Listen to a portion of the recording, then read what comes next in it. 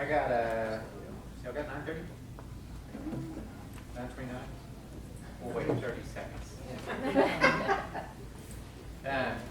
My name is Tim Leonard, and I'm the CIO of Commercial Bank of Texas. Been there 20 years.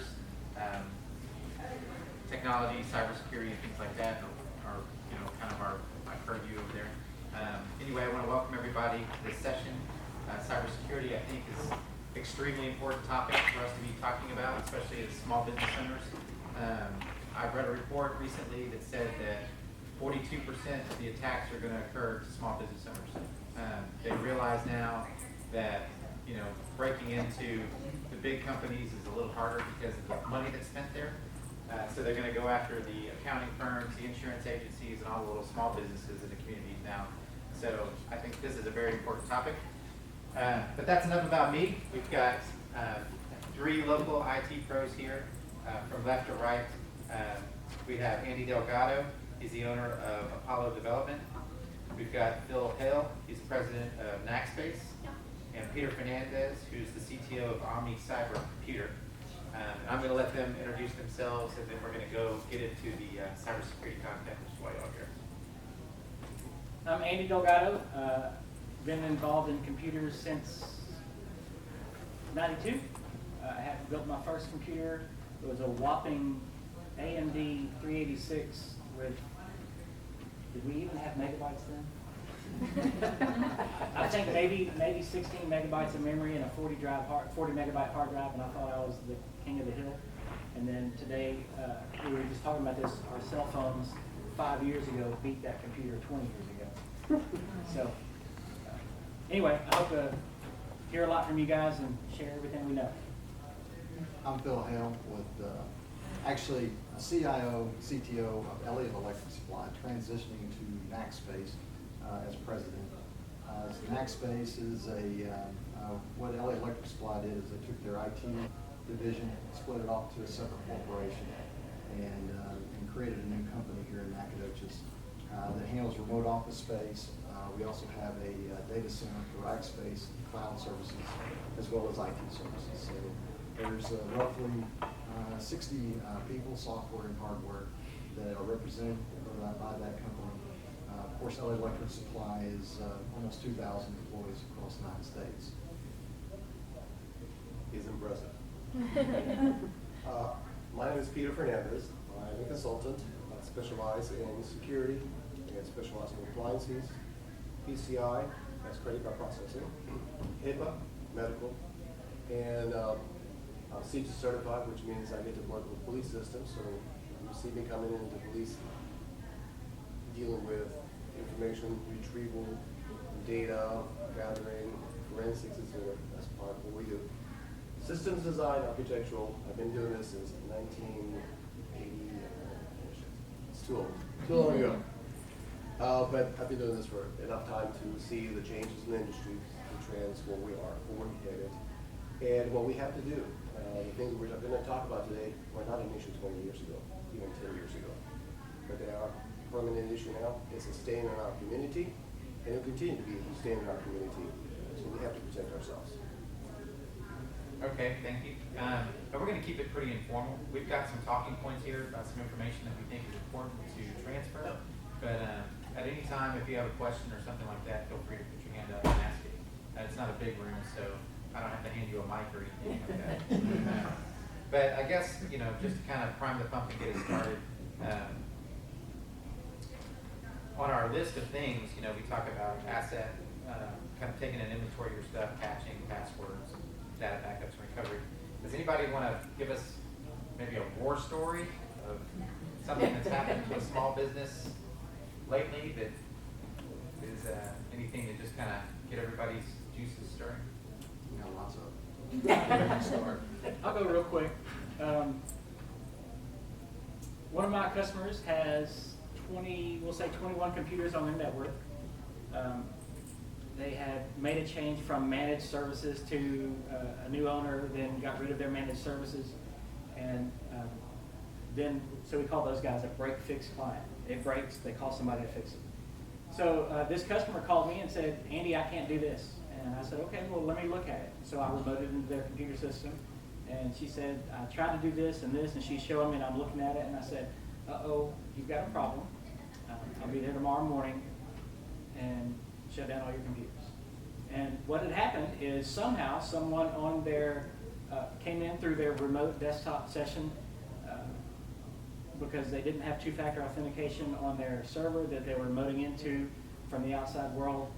Someone was able to get in, change their incoming password or their password to the Windows server, and then allowed the server, by browsing websites and things like that, we determined it was from Russia, or it was through a VPN from Russia, and they went out to Google, and then they went on to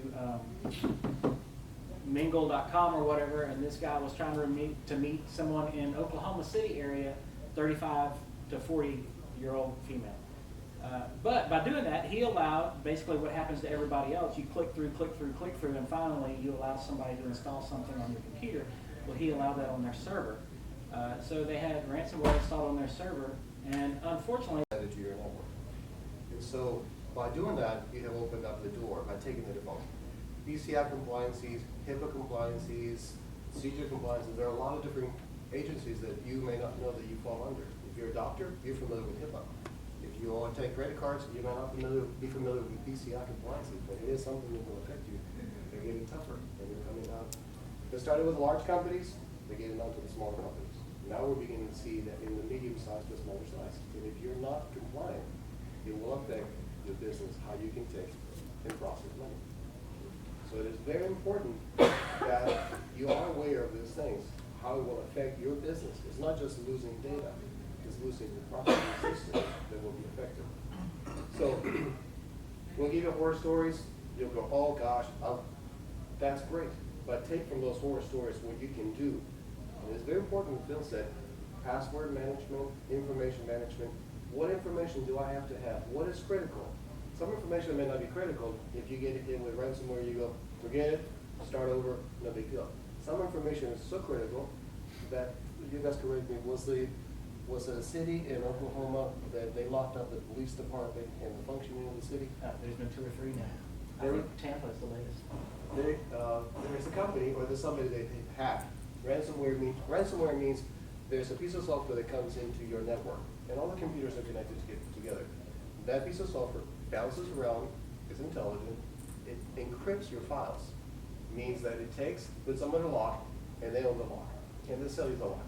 You get a letter, you turn your computer on, you try to go somewhere, your Excel spreadsheets are locked. You can't get into them. Your Word files, your access to the databases where you have your client, where you have your financials, they're locked. You can't get to them. So you get a little screen that says, ha ha ha, we have your data, pay us. This is how much you have to pay. In the case of the one that I can remember was 69 Bitcoins, which at the time it was like, an exchange rate was like $600 and some odd $1,000. It locked out the police department. There is no city that can function without having dispatch. You can't. Guess what they did? Paid it. It worked. So it's not just your information, it's your processes. So be aware of all those things. You don't have to be scared. You can protect yourself. It's like having a house and leaving the doors open all the time. You don't have to do it. So ransomware is pretty scary stuff. And some people pay the ransom, some people have to restore from backup. They say that paying the ransom, they want to be honest criminals. Some people joke that one day it'll be so prevalent that there'll be a billboard that you pass by driving down the highway that says, Roku ransomware, the most trusted name in ransomware. So it's very scary. Y'all mentioned in that passing, y'all mentioned about passwords. I think it's a good segue into passwords. So going back to what y'all were talking about, take an inventory of your computer, your network, figure out what's on your network. Y'all mentioned how people just put devices like printers. Have y'all heard of IoT, Internet of Things, where everything's going to be a little computer, like your Nest thermostat, stuff like that? Don't forget those. Those are also computers. So when you're figuring out what's on your network, it could be your thermometer, or not thermometer, that's what that could be. Thermostat? Yeah, your thermostat. And then we talked about ransomware, but can one of y'all segue into passwords and strong passwords and MFA and stuff? So, yeah. so let me do a little bit before and then come back to that, since he mentioned IoT. So first off, let me say that wired or Cat 5, 6, 7, whichever you want to call it, wired is always faster, more reliable, and more secure than wireless. Okay, so let's just hit that real quick. We got this cable that's going from your computer to a router or a switch or a hub, whatever you want to call it, and then it gets to the internet.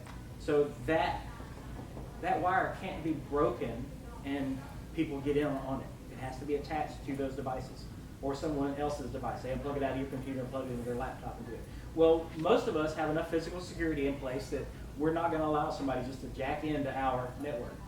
But wireless, your phone, some printers, everybody's computer, and then all these IoT things, whether it's a thermostat or your light controllers or whatever it is, those things have to get on your wireless network. So that means you had to have at one time given that password to that device, whether you did it through a Bluetooth link and then it got it, or you scanned it with your phone, and then whatever. Wireless is not secure.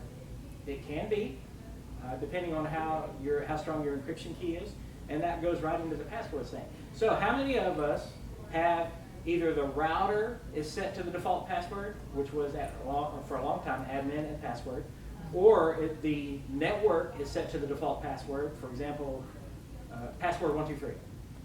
How many of us? Okay, so we're talking about password security. The longer your password is, the more different types of characters it contains, it's an order of magnitude better than the previous number before. So I'm going to say, and I tell my clients this all the time, and they get so mad at me because I tell them you need to change your password often, like your socks. So you want to have a password that is at least, I used to say 8, we'll say 8 today. I'm stronger than that now. But 8 characters or longer that has an uppercase, an uppercase, a lowercase, a number, and a symbol. And it is not a dictionary word. And sometimes you can use replacement things, like if you were going to spell blood, it would be 8L, little o, big O, D, something like that. Or it could be 8, whatever replacements you have. But now we're finding out that this software knows that what these replacements are that we've been tricking. So they know an 8 could be a D, or they know a 4 could be an A, or they know a 1 could be an L or an I, so 0 could be an O, big O, little o, whatever you want to call it. Anyway, so your passwords need to be at least, I'm going to say 10, not a dictionary word, not your dog, cat, parakeet, child, husband, nicknames, none of that. It needs to be at least 10 or longer, an uppercase, a lowercase, a number, and a symbol.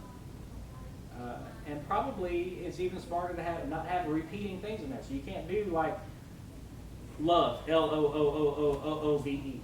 That's not going to work either. Anyway, so IoT, Internet of Things. Every little device that we put in our house that think is cute is just sitting there waiting, wide open for you to allow someone to come into your house or business. For us, passwords are huge.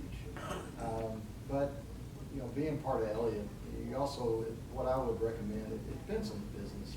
You have to have passwords that protect certain assets. But you also have to have a realization that people have to work and function too. So it really just depends on the culprit of the company when you're dealing with passwords. So for example, instead of having somebody type in 10 digits just to put an order on the system, maybe they could use an RFID card, or maybe they could use a fingerprint. There's different technologies that speed that up, because if you don't, what you're going to see is a little yellow and sticky note stuck to the screen with the password, or it's going to be stuck to the desk, or it's going to be written on that little calendar sitting by there. For us, really what we do, passwords, I went to one security conference and, excuse the quote, but he said passwords are like underwear. You ought to change them.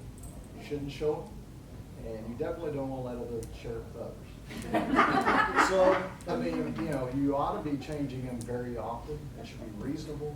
Yes, they should, the ones that are critical for us, any company that has a workstation, this is a free, easy tip. Just don't let your computers log in as a local admin. Give it rights that only a standard user needs. they can give out the password. Yes, there are certain things they have access to, but you can set up the permissions to where you can protect critical information. So if you have the local admin is not the default user when they log in, well, that's huge. So that's step one. Make sure that password is very difficult to get to. Only certain people that have it. And maybe it has a password piece of software, which is nice because you can set up a password application where you put in the very difficult passwords to get the admin access, but then you have the second authentication, whether it would be their personal login or their cell phone text back. So there's a lot of different ways that you can hide those passwords so people don't have to write them down. And God forbid you put it in your little text notes on your phone, something like that, so you protect them in a vault, per se. So, and do that on your critical accounts. The shared accounts, you still want to update them reasonably. But they expect a user to change them every week. For us is not reasonable, but it is something that you should do, especially if you have employees that leave. Everybody has people that come and go. If you do not have a process of onboarding and offboarding that includes IT, collecting the cell phones, getting rid of remote access, what about their email? You would be surprised. The average employee you're not going to have risk with, but there are going to be some that are not going to be so nice. And those are the ones that will come after you if you're not careful. They will take your information, they'll give it to your competitors. They will take that information and they will sell it. Whether it's personal information, which is HR, would be huge. Things like Social Security numbers and addresses. Because really, you get down to the details, that's the information the big guys want. They want your personal information. And that, for us, is a huge risk. So we try to make sure that past employees are handled very quickly. It's one thing to take their key away from the building, but if you don't change their password or get rid of it, they still got the keys to the building, in my opinion. So passwords, yes, change them. Have different ways for people to still be able to do their job, because if you don't, all you're going to do is expose the password in other means, whether it's sticky notes, text pads, whatever. They're going to publish it somewhere so they can type it in every time. So that to me is big. And don't use local admin on your PCs.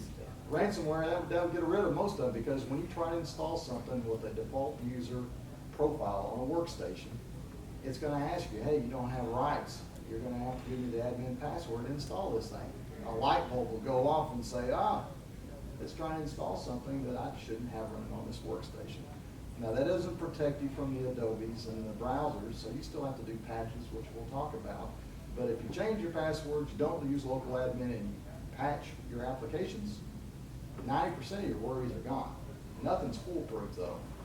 People can still take passwords, and people still can hack into systems, but it'll at least protect you to a higher level. And that's my input on passwords. Peter, Bill mentioned multi-factor authentication a bit on the password stuff. You want to talk about multi-factor? Sure. How many of you have two keys to your house, two locks? You have a top lock and a bottom lock, two different keys, right? If you were to lose one key, the other key keeps access to your house. Multi-factor authentication is no different than having two keys or two locks in your home. One key, which you always use, open, and then there is a device, a format somewhere that you're contacted to say, are you who you say you are? Multi-factor authentication. The easiest, if you've never seen this, is through a cell phone. A lot of your Gmail accounts will have a multi-factor authentication. You log in, or the banks. A lot of the local banks are using that. You go ahead and log in, put your username and password. It sends you a text message. It says, in order to continue further, this is the activation key, or this is the key number or something. Something will pop on the computer, and you put that number. That's what a two-factor authentication is.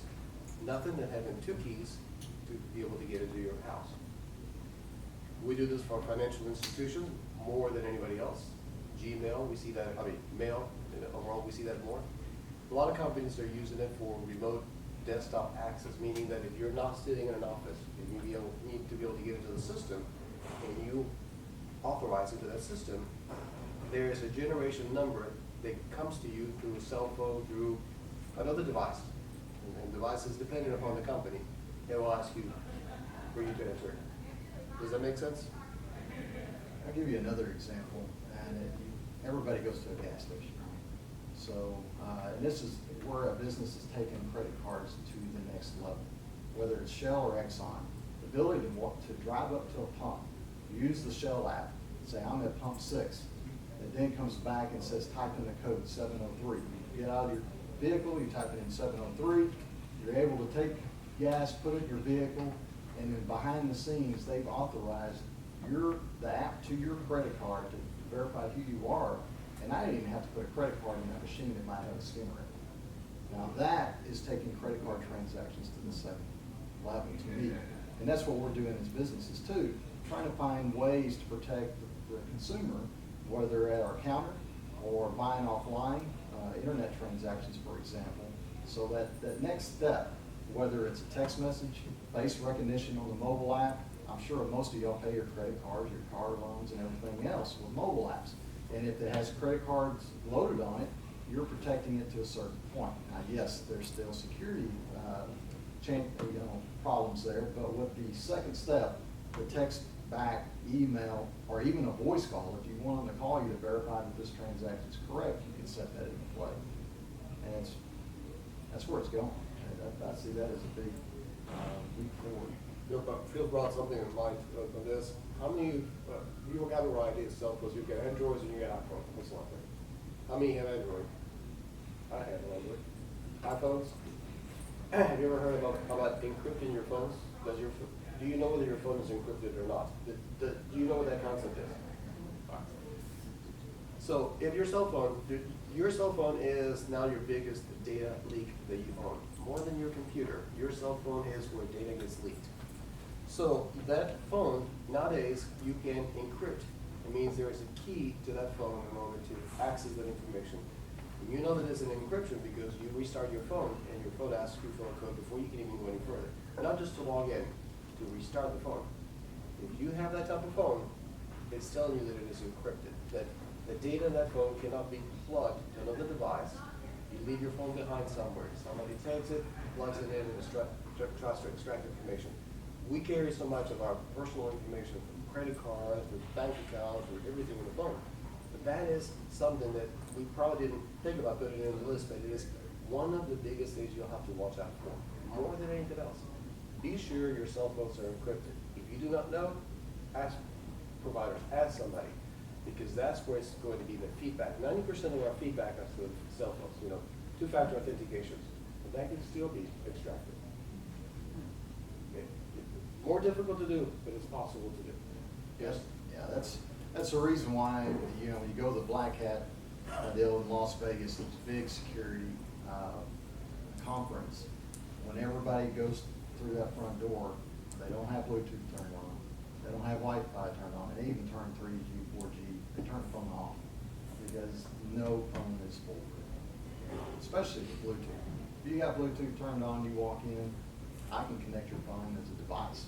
I can take your photos, I can look at your files on it, especially if you don't have it encrypted. And even if you have it encrypted, there are tools in play that you can still extract information off those phones. Wi-Fi and Bluetooth are two big things on phones that, yes, it makes it easy. The experience is what they're giving you to be able to access data, applications, but the reverse is true as well. Don't believe that people can't access your phone outside. Do we have a question? I do. It may be somewhat off the subject, but kind of going back to the Internet of Things, but it falls along with this. Can y'all hear him? So with the Internet of Things, one of the things that I've read about that seems to be coming more and more is we talk about all these mundane objects that have become a hotspot. It's become Wi-Fi enabled or Bluetooth enabled.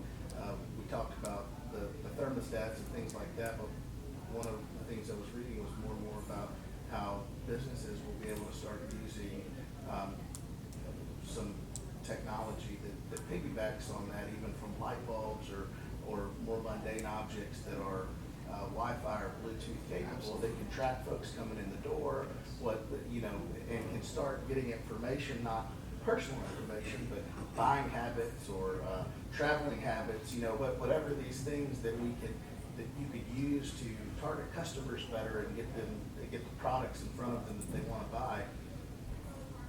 How in the world can businesses start using that without opening themselves up even more, other than just changing their passwords and using smart passwords that aren't as easy to break into and just being harder targets? Other than just being a little harder target, is there something coming that is going to help with some of these things that are definitely security issues? I think so. You touched on a point. The IoT is huge. You know, there was a group in Chicago. You know, being in the electrical side, we deal with neutron controls and lighting systems. And there are these kids that figured out that if they got on the Wi-Fi in a commercial building, they basically hacked into the lighting system. So they could sit across the street, okay, by the internet, and they were able to turn the lights on and off to the various offices. Yeah, so you can imagine being in a conference room like this, and the lights go off and on, off and on, and kids across the street laughing. I can So, imagine being the you know, kid chuckling as you see the lights go off. the other thing that can be kind of scary is, you know, you have to be careful with video surveillance systems, because more of it's going IP as well. We put them in all the time, and you have to be cautious, because those can be hacked too. And it's amazing to me how many people put cameras in their houses to watch the pets, watch the birds, you know, and not realize other people are probably watching too if you're not careful. So it's, and to me, that's IoT just as much as that thermostat is. Or with the thermostat, the ability with the Nest, I can turn the temperature up, I can turn it down, I don't have to be there. So can you imagine doing that in a commercial? So the problem is, you've got a lot of different manufacturers making these devices, and there are no standards. I think as the demand picks up and the technology improves, the software to manage and secure them will be better, but it is a big gap. So I think for a period of time, it's going to be an area that's going to be exposed personally. So we were talking about a team going and turning lights on and off, or just because they have control. That wasn't a malicious thing that they were stealing your data or stealing your information or anything like that. They just wanted to have a good time, you know. Some of us may have been guilty of some things like that. Some of us were not. But imagine, I'll give you an example.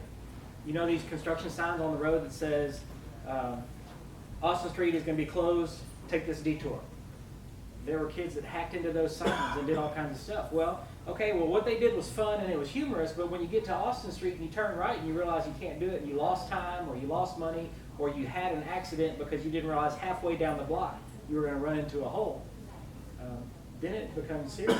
So while it's fun for some, it's probably terroristic for others.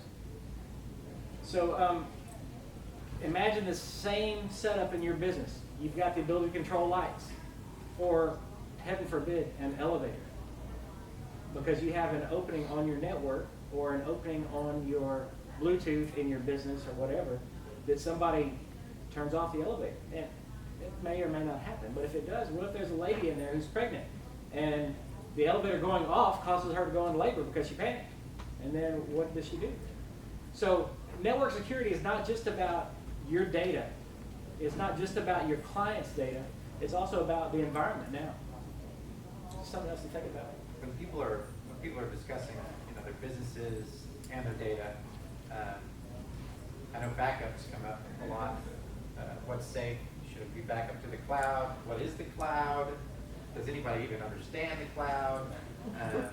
You know, should you do tape backups? What kind of, can one of y'all talk about Sure. how to protect their data backup-wise? All right, so now we've talked about things that are scary. You're going, what am I going to do? The world's coming to an end.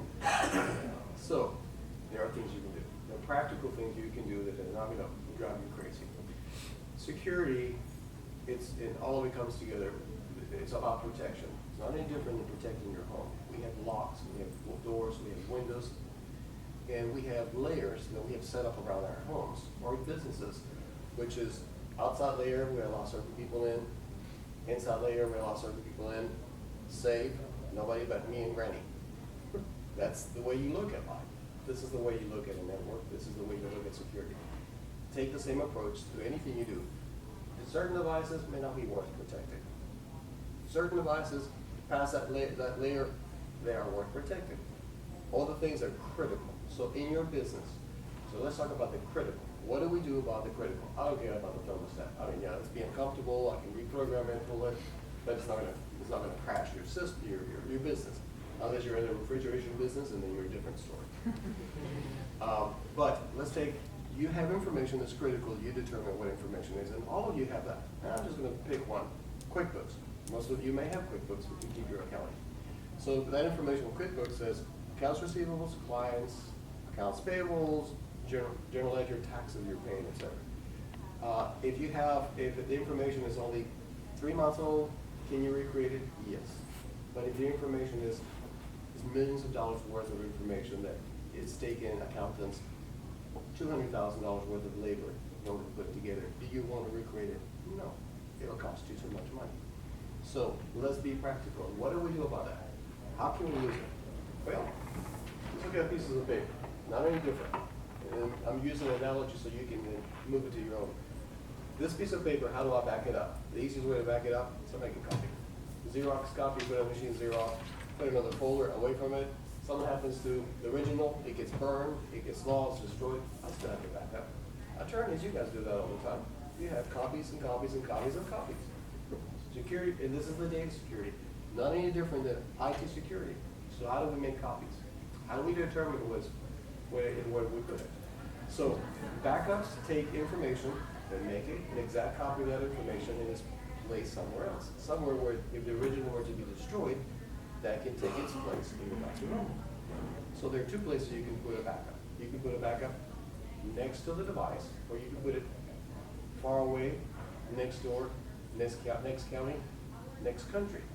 Those are what we call off-site cloud backups. The word cloud has been overused. The word cloud used to mean a nefarious, who knew where it was. All it means is a service. A company that has equipment somewhere. You probably heard of AWS, Microsoft, they've got cloud services. And all they're doing is they're reselling their space and their IT infrastructure for us to be able to buy it. That's the magic of it. So as you do a backup, you have an option to do a backup in 2 places. You can do a local backup or you can do an external backup. And many services will allow you to do both local and external backup. Something were to happen to that USB device you have, you can go to the site. You can go to the external backup and restore. Now, there's another component to this, which is important. And Phil touched on for employees. You're using an internal backup, and it goes to a USB device. You're happy, you're comfortable. That employee, on the way out the door goes. And you don't realize that for 3 days. It has every bit of information. So securing the backup device is important too. And encrypting or having a key to be able to get to that backup device, just as you would do on the internet. So those are the layers. It doesn't take a great deal of thought process. It's just like securing the house. What is important? How do you save it? If you make it more difficult, you'll go crazy. Of course. I have a fiduciary duty by law to protect my particular type of customer's data. I have every kind of software that's marketed to my industry talks about we'll save it to cloud, we want everything to be cloud-based. We've resisted that for years.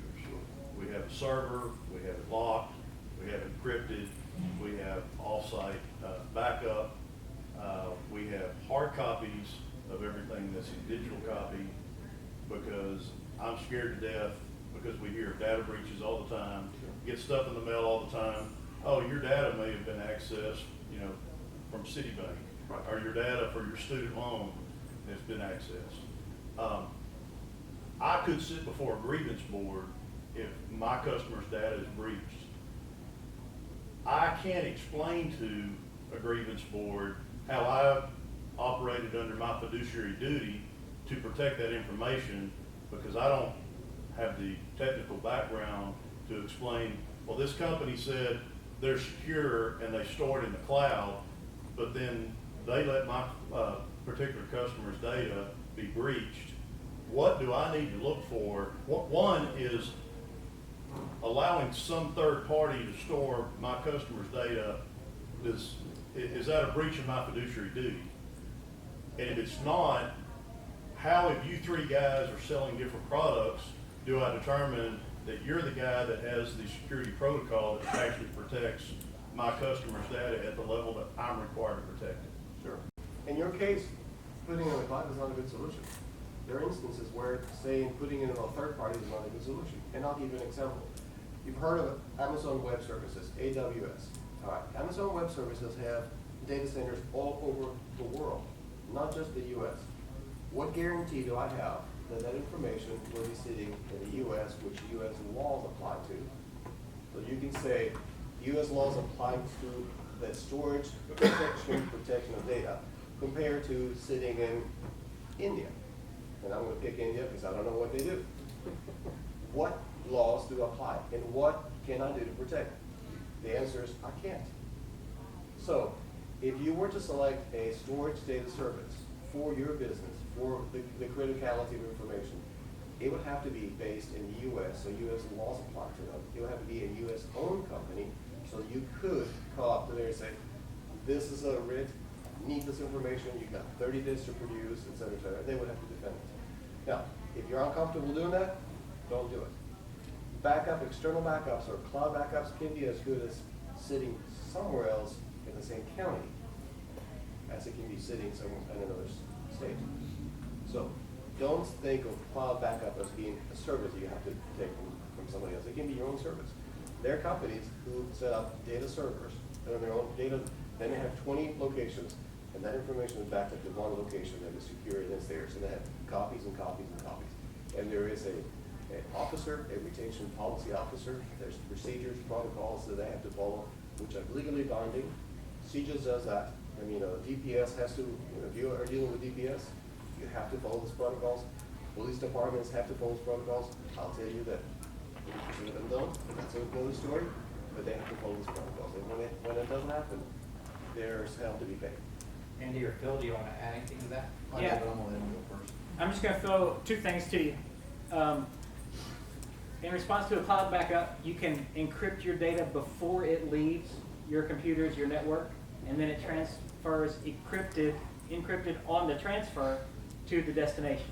And we'll talk about the destination in just a second.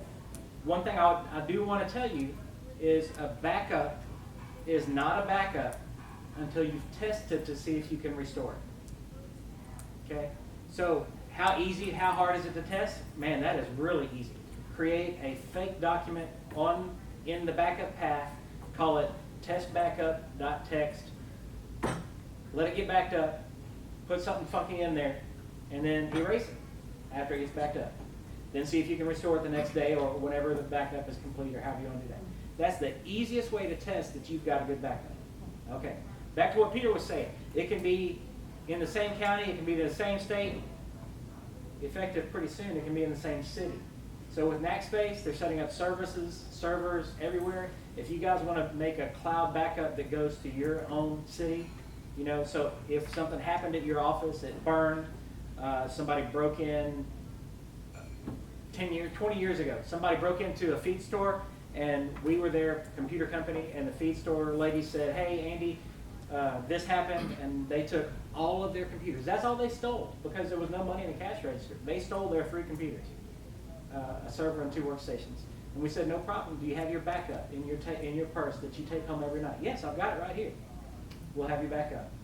That was on a Friday night that they found out. The police called them. They called us on Saturday. By Monday, they were back up and running. 3 brand new computers, restored data. All they had to do was get a software key so they could mix their feed. So that's how reliable and off-site backup is. Okay? That means it does not stay in the building. Even though I've made a backup of this computer, I'm not going to put it in my drawer. I'm not going to put it in my safe. Because if it burns, even though it's a fireproof safe, it's going to burn hotter than whatever is inside can handle, and it's going to melt. Probably. So, an off-site backup means it leaves the facility. And we're going to leave it at Nacogdoches.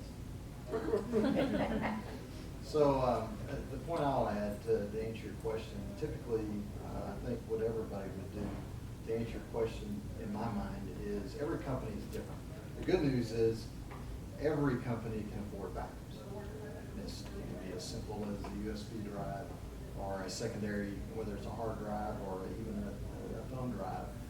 Backups are easy. But sitting down and deciding what your backup and retention policy is, and he's exactly right, cloud, we do cloud, and we're not Amazon, Google, or Microsoft. And so the cloud can be, it can be an internal cloud, it can even be a hybrid cloud. The other thing that when you mention the security side, and in your case, what's the sensitivity, there's usually organizations in each industry. In the electrical industry, we have one. I know in the government industry, the state of Texas, they have one.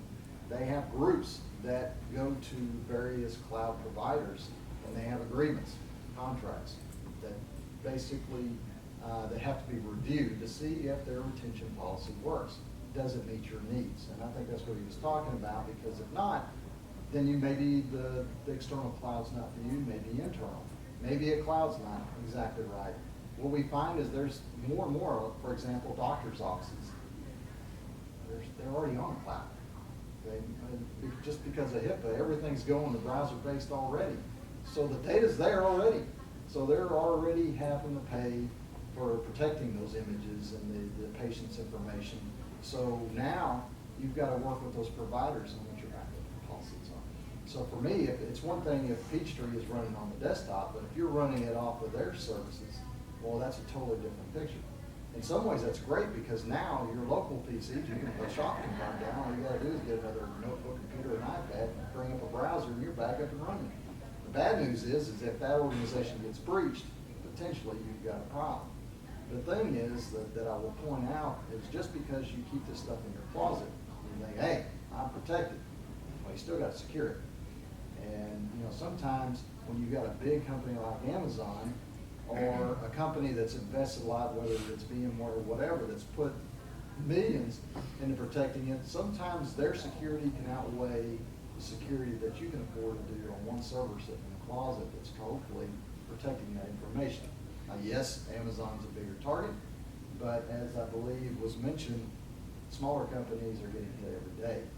Okay, if you think you're not being hacked or attempted to be hacked, you're kidding yourself. I mean, we're getting attempts every day. People poking at our network, they're constantly hitting us. And while we're getting to be a bigger target, it's very apparent that their sophistication is improving. And it's not a matter of if, it's just when. So what are you going to do with that information? Are you going to mirror it? Do you want an hour gap so that if you go down? That basically comes back to, and I think was one of the topics, is insurance. What is your outage that you can go for? Is it an hour? Is it a day? Is it a week? Because once you decide for your business what's acceptable, then you can kind of work around it with whatever, whether you're doing it in-house or you have a third-party organization saying, here's our strategy, this is what our pain tolerance is. This is what we can do legally, this is what's acceptable as far as lossage or retention. Once you define that, then it's easy to put a plan together, basically do the inventory as was mentioned earlier, so we know where the data is, we know it's local on the PCs, we know if it's cloud-based, if it's an application that's run off the web. You can design the retention policy based off of that. For example, we have to do offline, and we have to do it, basically we have retention for 7 years.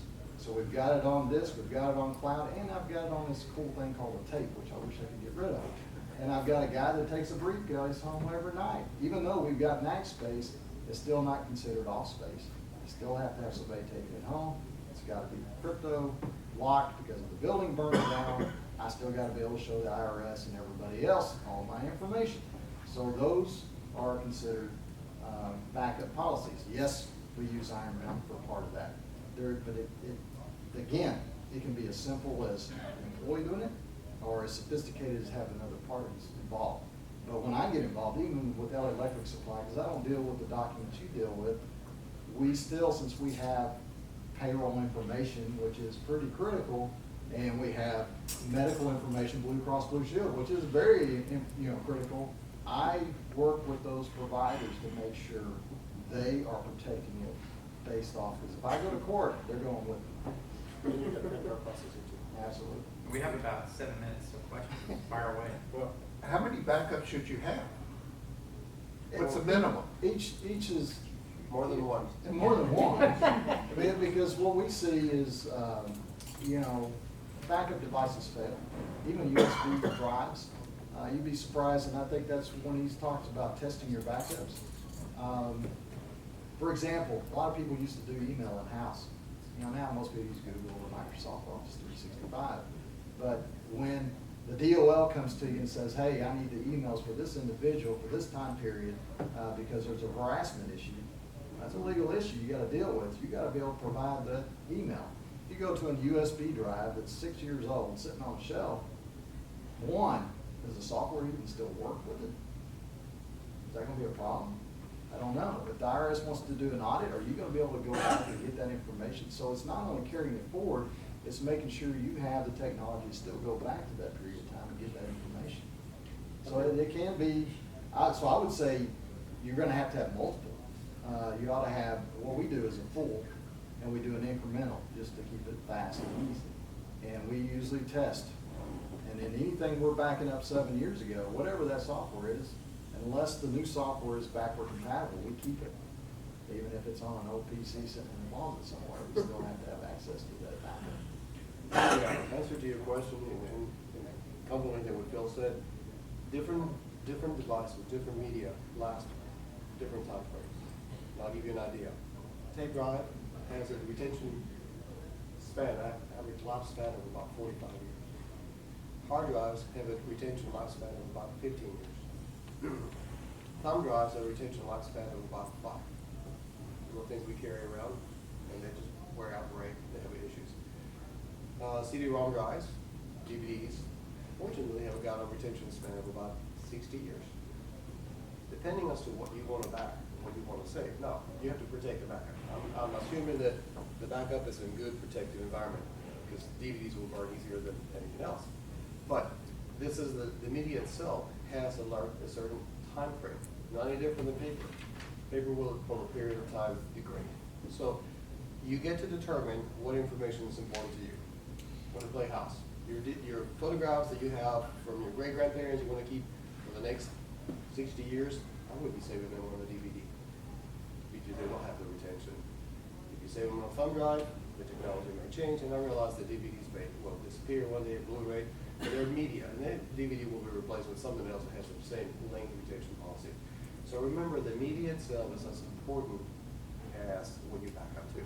So if it's something that you have to have on a continual basis, backup or store, look at that, you're looking for fast media. If it's something that you're looking at long-term, legal documents that you want to save for the next 100 years, paper and DVDs are right now the best intake, the best format. Most of you don't have legal requirements to keep them that long. Your law firm, you probably can after a period of time, you can assume that you're done, right? But you have to keep it forever? Any more questions? We got a few minutes. No, the only thing I was going to add real quick to that, to answer your question is, you know, if you do cloud-based, for example, a really inexpensive one, Barracuda, they make one. I mean, they can come in as cloud-based, bring it in, and the nice thing about that is whether it's a year agreement, 3-year agreement, once it's done, if you decide, say for example, Barracuda's going to go out of business. I mean, it is possible Amazon can fold, right? Well, at least the providers, if you have, because they have agreements, you can take it off of one provider and move it to another provider. Granted, depending on the size of the company, they can take a while, which is why most of ours we do in our internal cloud. We don't use a lot of third-party services. But we have used Barracuda in the past as one, many, that provided low-end solution for small companies because they can automate. And it constantly gives you notifications of what's being backed up and what's not. And it does keep you compliant. They do maintain PCI compliance, and they do, to some extent, do HIPAA, but there's obviously some adders that you have to put on that. Not only you're talking about keeping revisions and things like that. These same types of companies, cloud services that will do that. Also, for example, Mozy, Carbonite, Barracuda, several others will allow you to do revisions of your backup. So, for example, I have a Word document that I worked on. Man, I spent hours on that thing, and then I forgot to save. Well, I saved it, and then I came back and made some changes, and I accidentally hit Control X instead of Control C, and then I saved it again, and now I have a blank document. What can I do? Well, your backup that you have you can restore the last one, or the one before that, or the one 4 weeks ago, or the one last year, as long as you've been on that same service. So you can get revisions of your documents. Depending on your retention policy.